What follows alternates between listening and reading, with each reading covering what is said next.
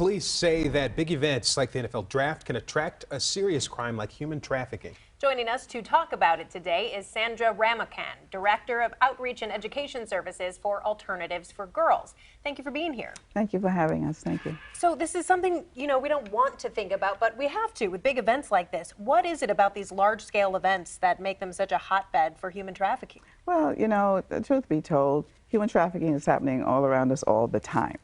But you have more people coming in and more demand for it. So that's the reason why, these big events will highlight, it's highlighted even more because of these big events.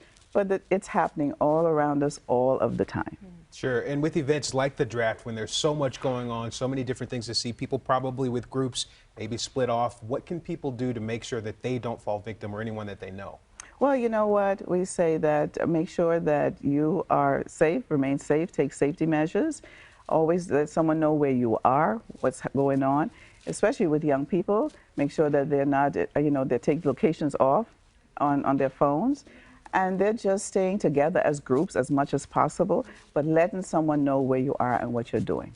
Your organization has been putting up billboards around Detroit. Tell me about those, and what do you hope they accomplish? Well, you know what? We are sending a very strong message, not on our turf.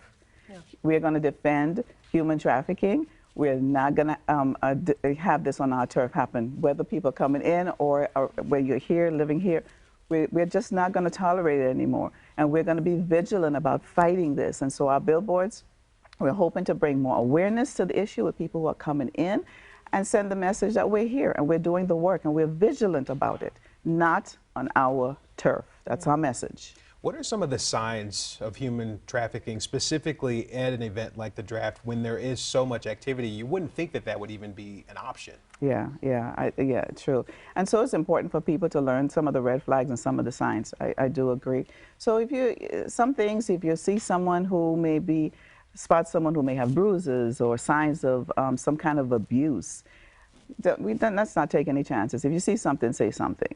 Right? If you see someone who may be controlled by someone, they can't speak for themselves, say something. It's just, we're not sure if it's happening or not, but we say something, make a call as quickly as you can, because someone can be in danger, someone's life could be in danger. Yeah, and if you do have that suspicion, who do you say something to? Is it as simple as just calling 911, or is there someone specific you should reach out to? Well, you can call 911 for sure.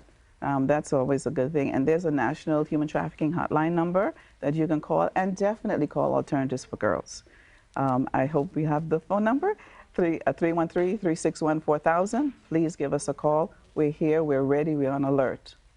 And when people do spot things that may be suspicious, they might have a hunch, but if they see something that really is plainly an issue, would it help to maybe take down some of the details of things that they see and then let the police know? And for sure. As much information as you can document, please do that, because when you alert the police or the authorities, we want to be able to give them as much information as possible. And can you tell us more about what Alternatives for Girls does? Oh, gladly.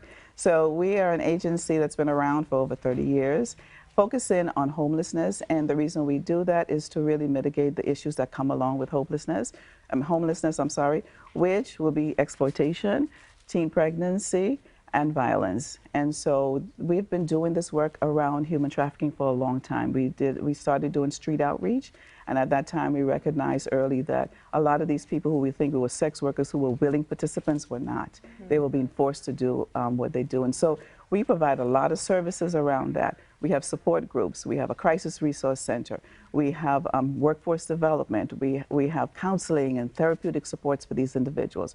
So we're doing things to help build them up and take them from the point of crisis to a point of self-sufficiency and where they can thrive. Yeah, making a big difference. Yes. The reality is, at an event like the draft, a lot of people won't be thinking about this specifically. What is your message to people who will be there, just to make sure that they keep their eyes open and know that this is an issue? Yes, it's so important. I say the eyes won't see what the mind doesn't know. So learn what human trafficking is. Learn some of the signs. Learn some of the red flags. I kind of implore you to just go in there and try to search out. Educate yourself and become aware so that you can definitely spot some things that are happening, and also share the information with those law enforcement or organizations like Alternatives for Girls. And again, I say not on our turf. We're not going to tolerate it anymore. Absolutely. And in addition to the services that Alternatives for Girls provides, what other support, what kind of support do victims of human trafficking need, especially once they're saved from that situation? You know what? A big thing is housing. A big thing is housing, because if they don't have some place where they believe they can sleep at night, then they tend to go back to the situation as horrible as it is, but it's familiar. And so we were granted 3 years ago a grant from the Department of Justice to address that issue, to provide up to 20 beds for individuals who are coming out of that life. And we were blessed to have another round again this next 3 years. So housing is a big issue. We have stuff around legal issues, because sometimes they get dings on their records that could move them. It could be a barrier from them moving forward. And so we're addressing those issues. Education, they missed out on a lot. A lot of them are young and they haven't finished school. So high school completion is important. And the basic needs, you know, they need food, they need medical help, they need some mental health help. And so we're providing all of those services to these individuals. Yeah, and lastly, just want to remind our viewers that beyond the draft, we're talking about the draft right now, but this is an ongoing issue throughout the year, something that people need to be looking out for. And it's happening in your backyard. Yeah. If there's anybody watching right now who is either a victim or knows of a situation where this might be happening, what would you say to them? I would say there's hope, and we're here to help. Reach out to us. That phone number one more time. 313-361-4000. All right. Sandra Ramakan from Alternatives for Girls, thanks so much for being here today. Thank you for having me. Appreciate your time. Appreciate it.